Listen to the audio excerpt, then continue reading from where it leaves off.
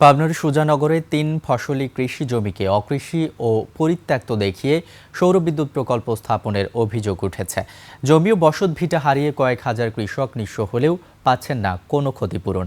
এ নিয়ে দীর্ঘদিন আন্দোলন করলেও মেলেনি প্রতিকার, উল্টো মামলা ও হয়রানির শিকার হয়েছেন অনেকেই।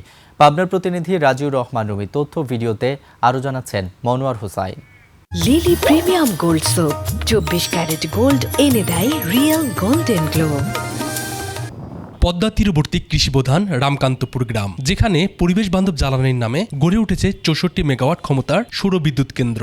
বাংলাদেশ চায়না রিনিউয়েবল এনার্জি কোম্পানির এই প্রকল্পের জন্য ব্যবহার করা হয়েছে সরকারি খাস খতিয়ানভুক্ত প্রায় 206 একর জমি। কিন্তু গ্রামের বাসিন্দারা বলছেন ভিন্ন কথা। তাদের অভিযোগ, কাগজে কলমে জমিকে অকৃষি দেখানো হলেও বাস্তবে এটি ছিল অত্যন্ত উর্বর 3 ফসলি জমি। বংশ পরম্পরায় এখানে আবাদ করেই জীবিকা নির্বাহ করতেন তারা।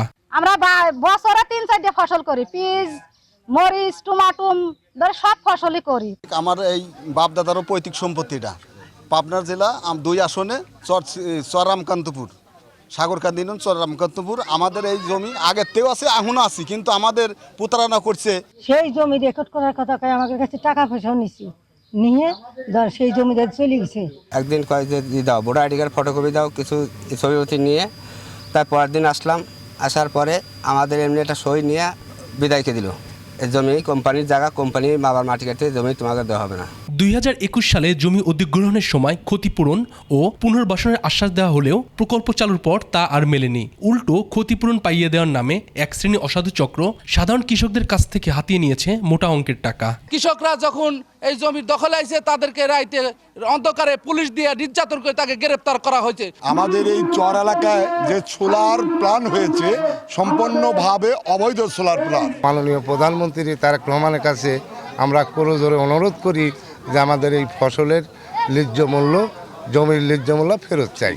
এ বিষয়ে প্রকল্প সংশ্লিষ্ট কারো বক্তব্য পাওয়া না গেলেও জেলা প্রশাসক জানান, সব ধরনের সরকারি নিয়ম মেনেই বাস্তবায়ন হয়েছে এই মেগা প্রকল্প। সরকারি খাস জমি বন্দোবস্ত নীতিমালা অনুযায়ী যদি ওই এলাকায় আমরা আরও খাস জমি খুঁজে পাই, সেই ক্ষেত্রে ওনাদেরকে আমরা সেই খাস জমিগুলিতে পুনর্বাসন করার জন্য তাদের নামে আমরা জমি বরাদ্দ দিতে পারি। বিষয়টি আমলে নিয়ে আমরা দেখব আমাদের ওইখানে এরকম খাস জমি অবশিষ্ট রয়েছে কিনা, যেটি তাদের নামে লিজ দেওয়া যায়। প্রায় 1689 কোটি টাকা ব্যয় নির্মিত এই প্রকল্প থেকে গত বছরের আগস্ট থেকে জাতীয় গ্রিডে বিদ্যুৎ সরবরাহ শুরু হয়েছে।